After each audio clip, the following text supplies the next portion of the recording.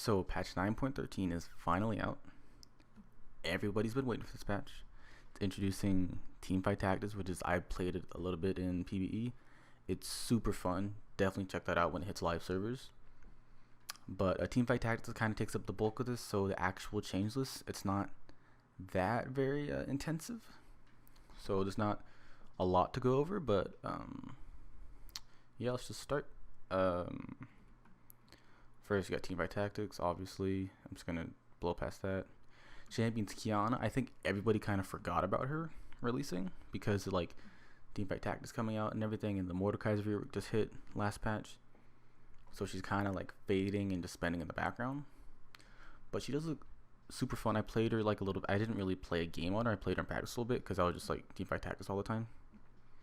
But she seems pretty fun. I think she's gonna be decent. Like she's at least gonna be decent. Maybe even like actually good. But I just gotta play around with her a bit. And yeah, she's really unique compared to a lot of other characters. She's an AD assassin in the jungle, but she can also be built bruiser. So that's gonna be a lot of interesting build paths on her and everything. So that's nice. And Corki, not really. They didn't really change anything. Some Aram buffs, I guess, and they changed the stacks for his missiles on R. Like they flipped it now. All right, that's whatever. And then Diana, her Q reveals Fog of War. That's nothing still, just another quality of life change. That's good, I guess. And then Alawi. This Alawi, I think, has the most intensive changes out of anything on this patch. So they gave her AP ratio on her passive. That's nice. And tentacles no longer go into an idle state, so I guess it makes them a lot harder to kill when she's not by, like when she's out of lane. Because, you know, idle state, you just hit it one time and they're gone. So that's good. She can ping cooldown. See, like quality of life changes like that, we can ping like cooldowns, like on passives, are just super nice. And Vision Fog of War, whatever. Tentacles despawn after 30 seconds. Okay, so it's like, so her passive, they did add AP ratio, and that's kind of it. And her W is really nice now. So they gave it a minimum damage, which is good. And it now procs on towers. So that's actually super awesome. It gives her a lot more split push potential. So that's good.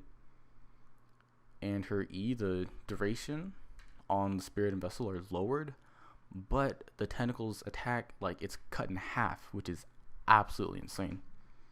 It's a nice little buff. Like, it's gonna bring her up a bit, definitely. And her ult now can summon 6 tentacles instead of 5. So I guess the whole enemy team and the Vessel.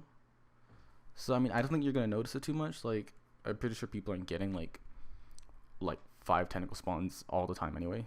So 6 tentacles, like, it's gonna be nice when it happens, but it's not gonna happen that much.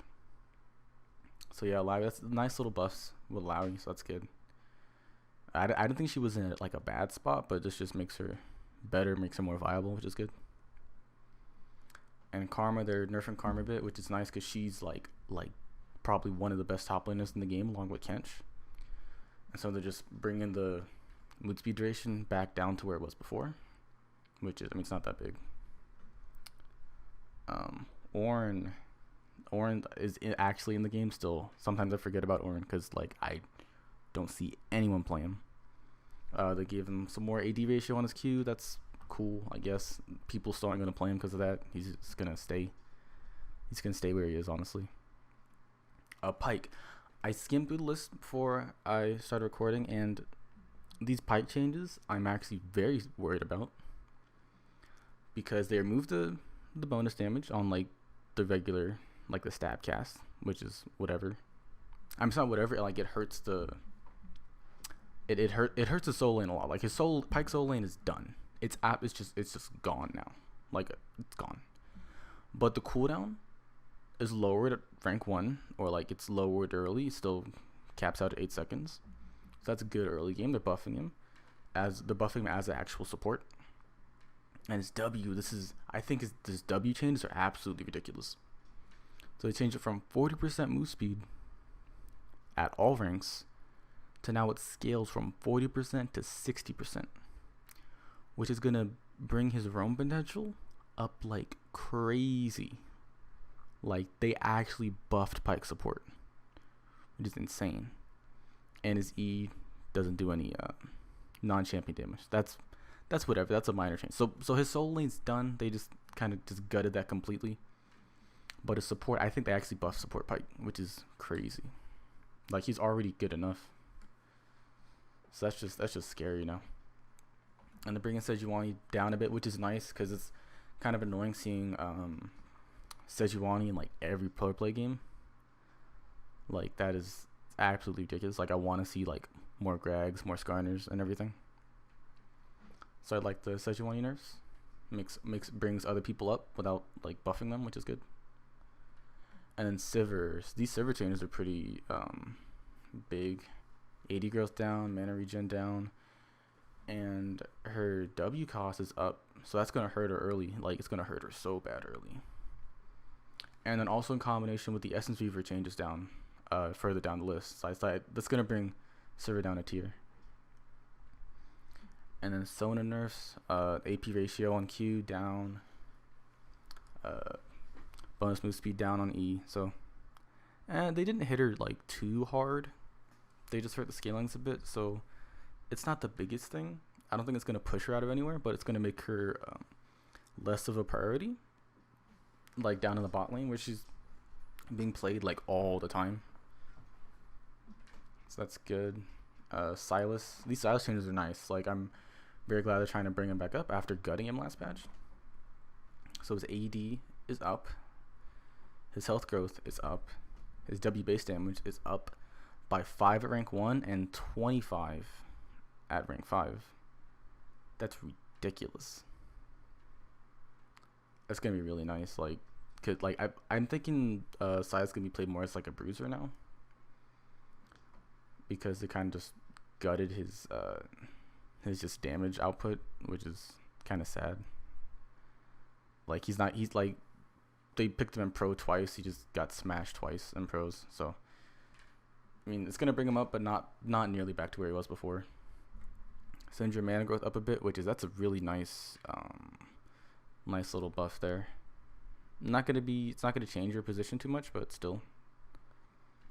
Tristana, they're bringing her AD growth up, mana up, mana regen down a bit, but I think that's just to even the number out. And a rocket jump up by 10 damage at all ranks, so that's good. So it's bringing her up a bit. It's a nice little buff. I guess it's gonna be like counterpick to Caitlyn now. I guess they're trying to bring other people up besides just like Sivir Caitlyn every game, or like Sivir Caitlyn Sona and everything. So that's good. These Udyr changes are nice. So now you can level up all abilities 6 times instead of 5 times. I don't play much Udyr, but I think Udyr players are going to be very happy with this. Like, extremely happy with this. They buffed damage on Phoenix Stance. Let's see. I think that's it, huh? Yeah, so they just buffed damage on Phoenix Stance by a little bit. And that's kind of it. But, like, you have a lot of different variations you can take on Udyr now. Like, personally, I'm not going to use it because I don't play Udyr. But, you know, it's nice for, like, Trick 2G and stuff. Yeah, those are kind of all the champion changes. Not too big. The biggest things are, these Udyr changes are nice for Udyr players. Pyke change. I think Pyke supports buff like crazy now. And the Illaoi changes are nice. I think Illaoi is going to be brought up a decent amount. And then items, Essence Reaver. I personally, just because I play a decent amount of ADC, personally I like the BF sword build path better. Just so I can like always back and get a BF sword, and I can build into whatever off of that. So personally I like that. And it also nerfs Sivir a bit too, because like I said earlier, like Essence Reaver in combination with Sivir, that's just going to bring her down a bit. And personally I like that change, even though it does cost more now, like it up by 100 gold. I don't care about that. But the BF sword, I really like the BF sword build path change. Random's Omen up by 10 armor. That's whatever. No, it's not whatever. Like, it's 10 armor is actually like a lot, but like Aurelia builds Randuin's, I think. So that's gonna bring her up.